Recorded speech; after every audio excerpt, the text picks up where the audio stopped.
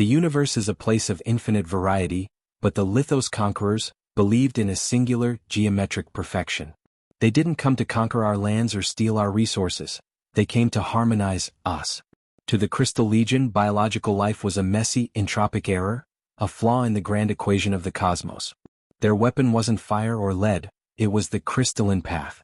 A single touch from a legionnaire would trigger a runaway molecular restructuring.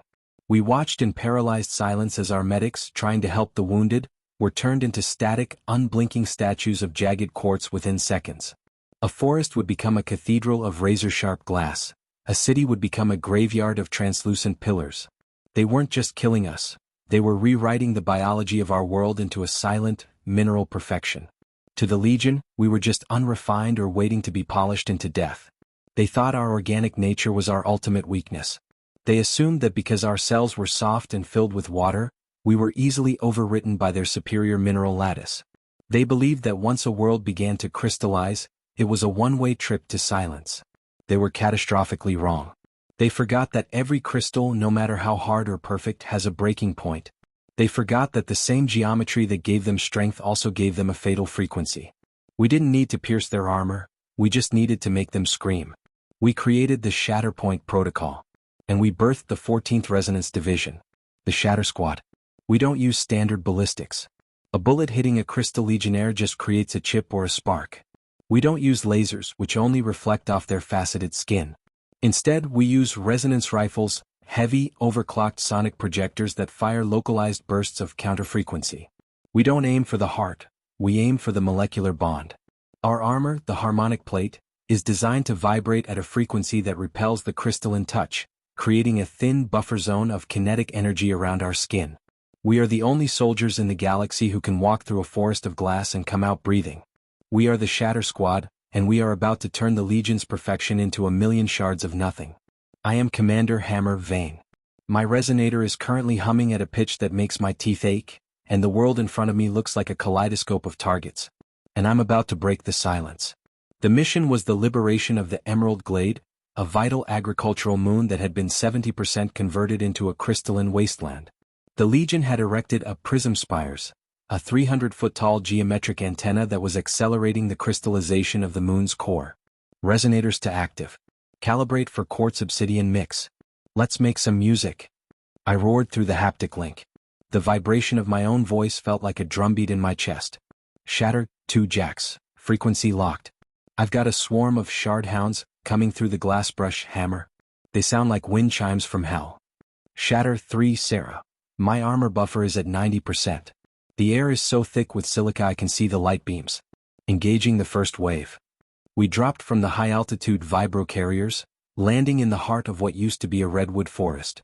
Now, the trees were jagged needles of translucent green glass, 50 feet tall and sharp enough to slice through a tank's tread. The ground was a carpet of crushed quartz that crunched under our boots with a sickening, high-pitched metallic grind. Immediately, the Crystal Legionnaires emerged from the refraction. They were beautiful, terrifying entities, 7 feet of multifaceted obsidian, their limbs moving with the clicking precision of a clock. They didn't breathe, they hummed. They raised their prismatic arms, firing growth beams, concentrated pulses of mineral reconstruction that turned the soil beneath us into jagged spikes of salt. Fire at will. Find the pitch. I leveled my resonator at the lead legionnaire. I didn't pull a trigger, I opened a valve of pure sonic fury. Waticho. The orange ripple of the shockwave was visible in the silica-heavy air. The pulse hit the legionnaire's chest. For a microsecond, the alien glowed with a violent orange light as the counterfrequency fought its internal structure. Then, the physics of resonance took over. The perfect mineral body couldn't handle the vibration. The obsidian cracked, spiderwebbing with white fractures, before the entire entity disintegrated. It didn't fall, it exploded outward in a sphere of glass dust and razor shards. The sound was like 1,000 crystal chandeliers hitting a marble floor at once. Splash 1. Keep the pulse steady. Sarah was a whirlwind to my left. She had 2 smaller Discord pistols, firing rapid-fire bursts that shattered the smaller shard hounds before they could get within lunging distance. One of the hounds, a 4-legged mass of jagged quartz, leaped at her, its crystalline claws aiming for her visor. As it hit her harmonic armor's buffer zone, the frequency clash created a spray of blue sparks. The hound froze mid-air, its front legs shattering from the resonance feedback, before Sarah's pistol turned the rest of its body into a cloud of sand. The prism behemoth is deploying. Target the joints. From the center of the glass forest, a massive entity rose. The behemoth was a walking mountain of interlocking prisms 50 feet tall, its body refracting the sunlight into lethal, burning lasers that swept across our squad. A beam hit Jax's shoulder, the heat instantly melting the outer layer of his armor. Jax, get down. Sarah, harmonic link. We stood in a triangle, locking our resonators into a unified pitch. This was the Shatter Nova, a high-risk maneuver that funneled all our suit power into a single devastating frequency chord. Calibrating. Now. The behemoth roared, a sound of grinding stone that shook the moon's crust. It prepared to fire its central prism cannon, a weapon that could crystallize a whole continent. Release. The world didn't just vibrate, it felt like it was being torn apart.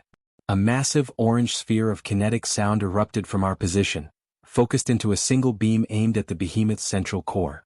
The impact was a blinding display of light and physics. The behemoth's crystalline skin began to shimmer, the prisms vibrating so fast they turned into a blur of white light.